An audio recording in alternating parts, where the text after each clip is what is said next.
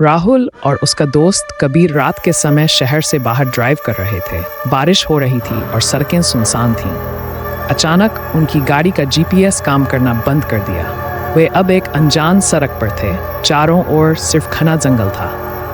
यार, ये रास्ता अजीब लग रहा है, कबीर ने कहा, खिड़की से बाहर झांकते हुए। राहुल ने गाड़ी की स्पीड धीमी कर दी।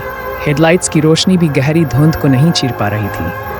वहाँ कोई स्ट्रीट लाइट नहीं थी, कोई घर नहीं, बस अनंत अंधेरा। भागजी सड़क पर अजनबी लगभग 1 घंटे तक भटकने के बाद उन्होंने अचानक रास्ते में एक परछाई देखी। राहुल ने झटके से ब्रेक मारा। गाड़ी एकदम रुक गई। सामने एक औरत खड़ी थी, सफ़ेद कपड़ों में, बारिश से भीगी हुई, लंबे काले बालों से चेहरा ढका हुआ। क्या हमें उससे मदद मांगनी चाहिए? कबीर ने धीमे से पूछा। लेकिन इससे पहले कि वे कुछ कर पाते, उस औरत ने धीरे धीरे अपना सिर उठाया। उसकी आंखें काली और गहरी थीं और उसने एक असामान्य चौड़ी मुस्कान दी। गाड़ी की हेडलाइट्स अचानक झपकने लगीं और फिर वह औरत गायब हो गई। भागत अंतहीन सड़क। राहुल और कबीर दोनों सन्न रह गए। ये क्या था? कबीर घबराया। राहुल ने कुछ नहीं कहा, उसने बस गाड़ी तेजी से आगे बढ़ा दी। लेकिन जैसे जैसे वे आगे बढ़े, वे एक अजीब पैटर्न देखने लगे। वही मोड़, वही पेड़, वही सड़क बार बार सामने आ रही थी। हम गोल गोल घूम रहे हैं, राहुल ने फुसफुसाया। कबीर का डर अब गुस्से में बदलने लगा। हमें रुकना होगा, ये जगह कुछ ठीक नहीं लग रही। लेकिन इससे पहले कि राहुल कुछ कह पाता, वही औरत फिर से सड़क के बीच में आ गई। लेकिन इस बार वह अकेली नहीं थी। भागशा रहस्यमयी आवाज। अब धुंध के बीच में कई काले साए उभरने लगे। बिना चेहरे वाले लोग सड़क के किनारे खड़े होकर उन्हें घूर रहे थे। तभी गाड़ी का रेडियो अपने आप चालू हो गया। एक अजीब टूटी फूटी आवाज आई, तुम्हें रुकना नहीं चाहिए था।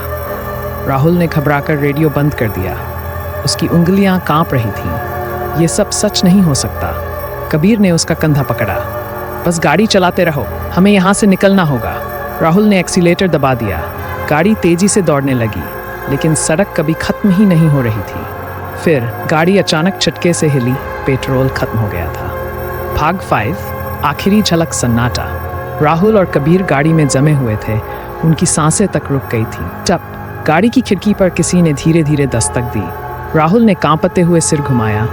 वो औरत खिड़की के ठीक बाहर खड़ी थी। उसकी मुस्कान अब और भयानक हो चुकी थी, वरना उसके लंबे नाखून खिड़की के शीशे पर रगड़ रहे थे। रेडियो फिर से चालू हो गया। तुम्हें कभी यहाँ से जाने की इजाज़त नहीं थी। गाड़ी के शीशे पर दरारें पड़ने लगीं। अचानक खिड़की टूट गई और एक ठंडी सफ़ेद भूतिया हाथ अंदर घुसा।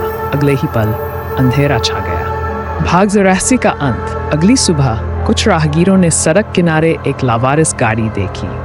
गाड़ी बिल्कुल सही हालत में थी, लेकिन उसमें कोई नहीं था। राहुल और कबीर कभी नहीं मिले। कई सालों बाद उसी सड़क पर फिर से एक कार रास्ता भटक गई और फिर वही औरत सड़क के बीचों बीच खड़ी मिली। क्या तुम भी उस सड़क पर जाओगे?